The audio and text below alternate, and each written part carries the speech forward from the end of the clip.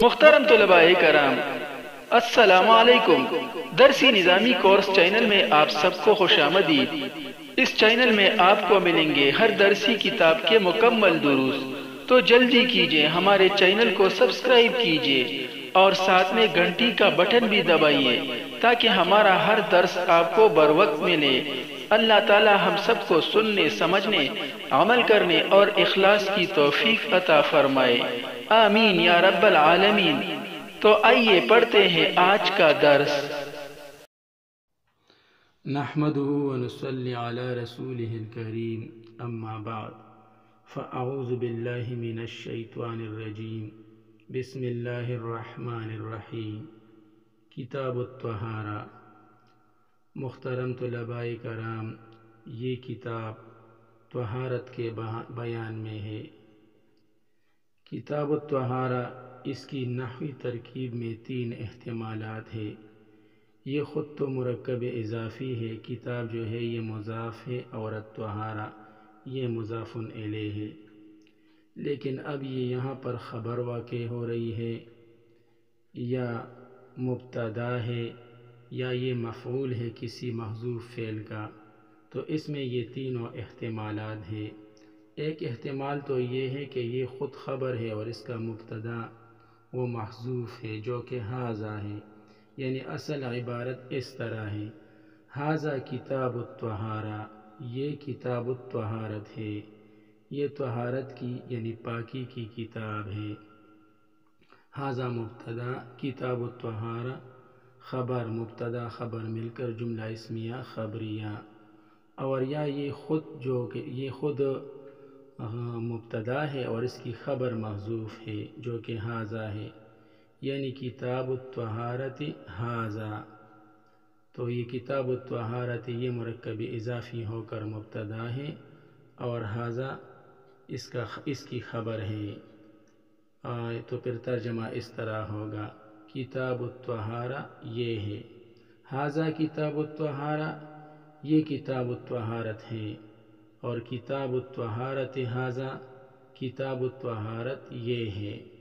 اور اس میں ایک احتمال یہ بھی ہے کہ یہ خود تو مفعول بھی ہے اور اس کا فعل محذوف ہے جو کہ خذ یا اقرا ہے، یعنی تقدیر عبارت اس طرح ہوگی، خذ کتاب الطہارت یا اقرا کتاب الطہارت۔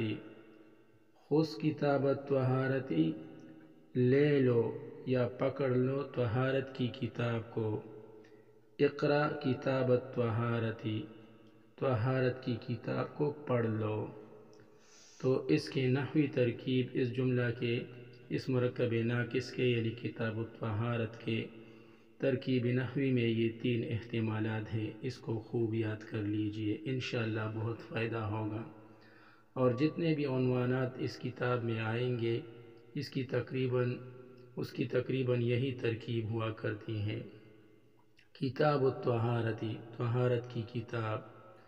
کتاب جو ہے اس کا لغوی معنی ہے جمع کرنا، کیونکہ کتاب میں بھی مختلف حروف کو جمع کیا جاتا ہے، اس وجہ سے کتاب کو کتاب کہا جاتا ہے۔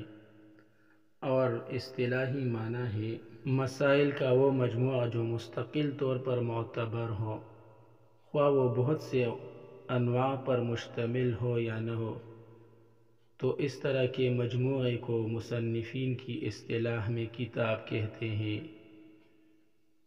جو ایسے مسائل پر مشتمل ہو، ایسے مسائل کا مجموعہ ہو جو مستقل طور پر معتبر ہو، پھر چاہے وہ مختلف انواع کے مسائل ہو یا ایک ہی نوع کے مسائل ہو۔ الطہارہ لغت میں یہ 3 طرح استعمال ہوتا ہے، یہ بضم الطاء بھی آتا ہے، اسی طرح بفتح الطاء اور بکسر الطاء بھی آتا ہے۔ اگر یہ بضم الطاء ہو تو پھر اس سے مراد وہ پانی ہے جس سے پاکی حاصل کی جائے، یا اس سے مراد وہ پانی ہے جو طہارت حاصل کرنے کے بعد باقی بچ جائے۔ اور اگر یہ بفتح الطاء ہو تو پھر یہ مصدر ہے بمعنی نظافت، یعنی صفائی ستھرائی۔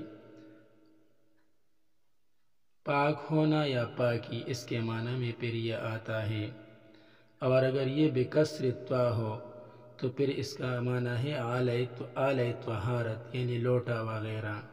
یہ تفصیل تو لغوی اعتبار سے تھی کہ لغوی اعتبار سے اس کا کیا معنی ہے، الطہارہ کا لغوی اعتبار سے کیا معنی ہے۔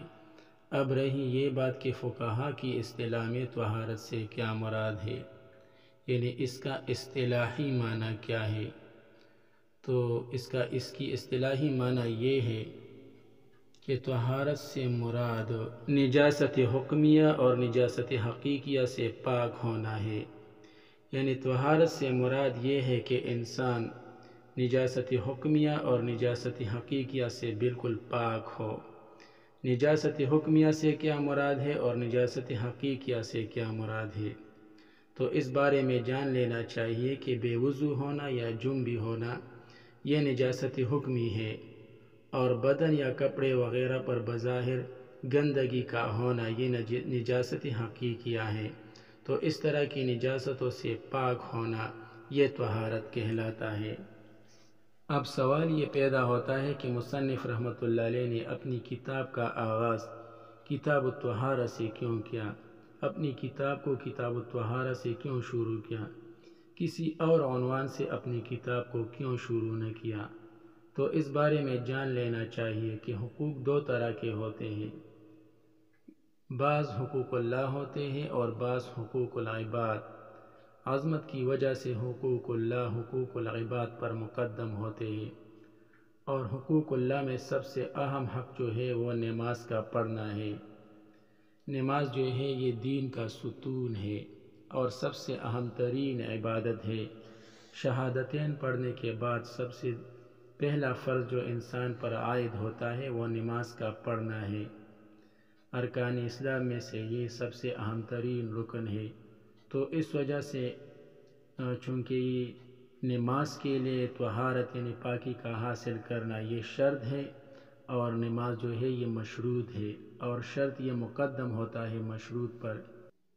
نماز کی عظمت اور بلندی شان کا تقاضا تو یہ تھا کہ مصنف رحمۃ اللہ علیہ پہلے کتاب الصلاۃ کو لاتے، لیکن چونکہ صلاۃ وہ مشروط ہے اور طہارت یعنی پاکی کا حاصل کرنا وہ شرط ہے، اور شرط مشروط پر مقدم ہوا کرتا ہے، اس وجہ سے پہلے کتاب الطہارہ کو ذکر کیا، پھر کتاب الصلاۃ کو۔ اور پھر طہارت میں چونکہ وضو کے ساتھ زیادہ واسطہ پڑتا ہے اور غسل کے ساتھ اس کی بنسبت کم واسطہ پڑتا ہے، اس وجہ سے پہلے وضو کو ذکر کیا اور پھر غسل کا ذکر کیا۔ نیز قرآن پاک میں بھی پہلے وضو کا ذکر ہے اور پھر غسل کا ذکر ہے، تو قرآن پاک کی اقتداء کرتے ہوئے مصنف رحمۃ اللہ علیہ پہلے وضو کے مسائل بیان کریں گے اور پھر غسل کے بیان کریں گے۔ اور یہ بھی میں نے آپ کو وجہ بتائی کہ چونکہ غسل کی طرف احتیاج کم پڑتی ہے اور وضو کی طرف احتیاج زیادہ پڑتی ہے، اس وجہ سے پہلے وضو کے مسائل ذکر کے اور پھر غسل کے۔ آج کے لیے یہی کافی ہے، باقی انشاءاللہ کل پڑھیں گے۔ اللہ تعالی ہم سب کو علم نافع عطا فرمائے، آمین۔ وصلی اللہ تعالی علی خیر خلقہ محمد وآلہ واصحابہ اجمعین برحمتک یا ارحم الراحمین۔